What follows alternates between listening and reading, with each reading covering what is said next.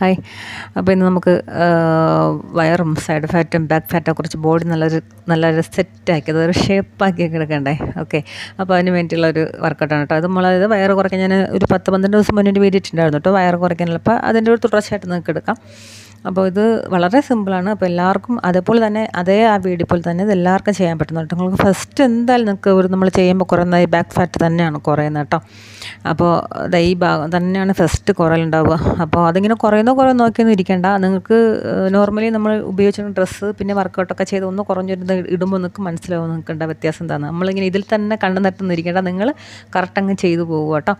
പിന്നെ വയറെന്ന് പറയുന്നത് 1-2 മാസം കൊണ്ട് ടപ്പനെ കുറയുന്നൊന്നും ഞാൻ പറയില്ല. കാരണം ഞാൻ ഒരു ട്രെയിനറാണ്. അപ്പോൾ നമുക്ക് ട്രെയിൻ ചെയ്യുന്നതുകൊണ്ട് തന്നെ നമുക്കറിയാം. അപ്പോൾ വയറ് ഏറ്റവും ലാസ്റ്റ് കുറയുന്നതാണ്. അതിന് മുന്നേ നമ്മുടെ ശരീരത്തിൻ്റെ ബാക്കി പാർട്സൊക്കെ കൊഴുപ്പൊക്കെ കുറഞ്ഞിട്ട് ബോഡി നല്ല ഫിറ്റാവും. അപ്പോൾ അത് അവിടെയൊക്കെ നല്ല ഷേപ്പാവും. ഏറ്റവും ലാസ്റ്റാണ് വയറ് അതിൻ്റെ ജോലി തുടങ്ങുന്ന അതിൻ്റേതായൊരു സമയമുണ്ട്, ആ സമയത്തേ ഉള്ളൂ. അപ്പോൾ അതുകൊണ്ട് 2 മാസം ചെയ്തു അവിടെ ഇനി കുറയുന്നില്ല ചെയ്യുക നിർത്തലൊക്കെ. പക്ഷേ ഏറ്റവും വലിയ തെറ്റെന്ന് പറയുന്നത് കേട്ടോ. അങ്ങനെ ഒന്നും ശ്രദ്ധിക്കാൻ നിൽക്കണം. നിങ്ങൾ ബോഡി ഹെൽത്തി ആക്കി വയ്ക്കുക, ഒരുവിധം ആരോഗ്യത്തിന് മുന്നോട്ട് വന്ന് നോക്കുക എന്നൊരു ചിന്തയിലൊക്കെ ഈ വർക്കൗട്ടിലൊക്കെ ചെയ്തു പോയാൽ മതി. ശരീരം നല്ല രീതിയിൽ സെറ്റ് ആയിക്കോളും. ഓക്കെ, അപ്പോൾ ആ ഒരു മൈൻഡിൽ തന്നെ സ്റ്റാർട്ട് ചെയ്തോളൂ കേട്ടോ. ബോഡി എപ്പോഴും ഞാൻ ഈ പറയുന്ന കണക്ക് വെച്ച് തന്നെ വർക്കൗട്ട് ചെയ്യാൻ നോക്കണം കേട്ടോ. ഇതേപോലെ ഇങ്ങനെ നല്ല ബോഡി നല്ല സ്ട്രൈറ്റ് ഇരിക്കുക, അതായത് കണക്ക് നിവർന്ന് നന്നായിട്ട് നിൽക്കുക. അതായത് വളഞ്ഞ് പിടിച്ചും ചെയ്യാൻ നിൽക്കരുത്. അതായത് നിങ്ങൾക്ക് കാല് ടച്ച് ചെയ്യാൻ പറ്റുന്നില്ല എന്ന് വെച്ചിട്ട് ടച്ച് ചെയ്യാൻ വേണ്ടിയിട്ട് ഇതുപോലെ വളയുന്ന കുറേ ആൾക്കാരുണ്ട്. അങ്ങനെ ചെയ്യരുത്. അപ്പോൾ ചെയ്യുന്നതുകൊണ്ട് നിങ്ങൾക്ക് വേറെ ഗുണം ഒന്നും ഉണ്ടാവില്ല കേട്ടോ. അപ്പോൾ അതുകൊണ്ട് ബോഡി നല്ല സ്ട്രെയിറ്റ് പിടിക്കുക. ഓക്കെ, എന്നിട്ട് കാല് പൊക്കി കൊടുക്കുക, കൈ കണക്ക് താത്തുക. അപ്പോൾ അതായത് കാലിൽ ടച്ച് ചെയ്യാൻ പറ്റുന്നില്ല എന്ന് വെച്ചിട്ട് നമ്മൾ വളഞ്ഞു പോയിട്ട് മുട്ടിക്കാൻ നിൽക്കേണ്ടതാണ് ഞാൻ പറഞ്ഞത്.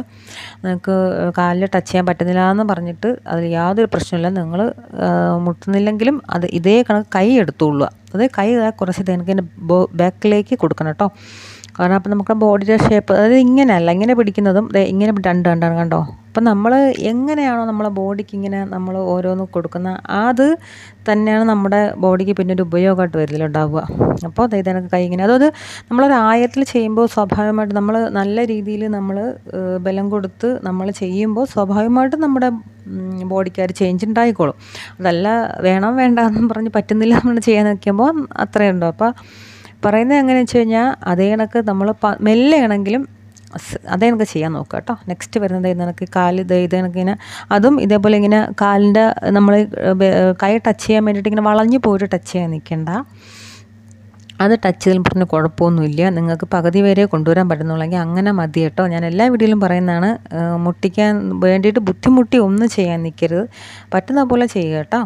മുട്ടിക്കണമെന്നൊന്നുമില്ല കൈയൊക്കെ. അപ്പോൾ നമ്മളത് കാണിക്കുന്നത് കൊണ്ട് മറ്റുള്ളവർ അത് മുട്ടിക്കാൻ വേണ്ടിയിട്ട് ബുദ്ധിമുട്ടി വളഞ്ഞൊന്നും പോകണ്ട, അങ്ങനെയൊന്നും പോകണ്ട. ഇത് ബോഡി സ്ട്രൈറ്റ് പിടിക്കുക.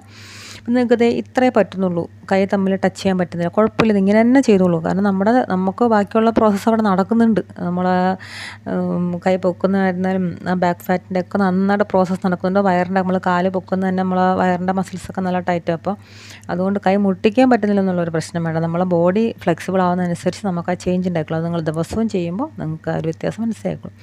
അപ്പോൾ എല്ലാം എടുക്കുമ്പോൾ ഒരു 30 വെച്ചിട്ട് എടുക്കാൻ നോക്കണം കേട്ടോ. നെക്സ്റ്റ് നമ്മൾ വലത് കൈയാണെങ്കിൽ ഇടത് കാലിലോട്ടാണ് വരുന്നത്, കണ്ടെത്തിയ മണക്കിങ്ങനെ.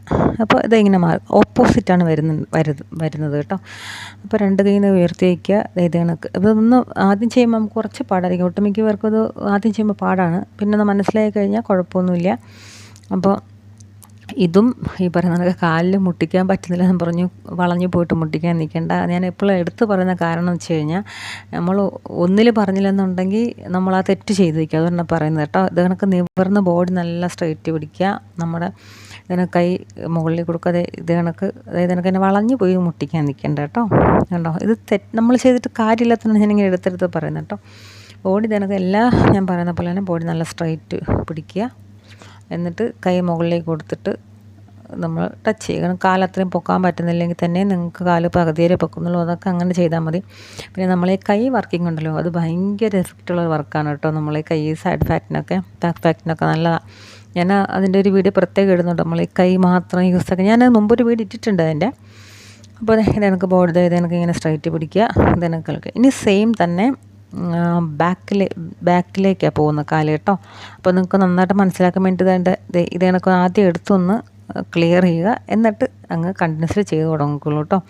എങ്ങനെയാണ് ഒരു കൺഫ്യൂഷൻ ഉണ്ടെന്നുണ്ടെങ്കിൽ ഫസ്റ്റ് കാലിങ്ങനെ മുന്നോട്ട് നമ്മൾ എടുക്കുന്നില്ലയോ, അത് തന്നെ മെല്ലെ അകത്തേക്ക് ഇങ്ങനെ എടുക്കുന്ന കാലിനെ കണ്ടോ, അങ്ങനെ. ഇതും ക്രോസ്, അതായത് ഓപ്പോസിറ്റ് കൈ തന്നെയാണ് വരുന്നത് കേട്ടോ.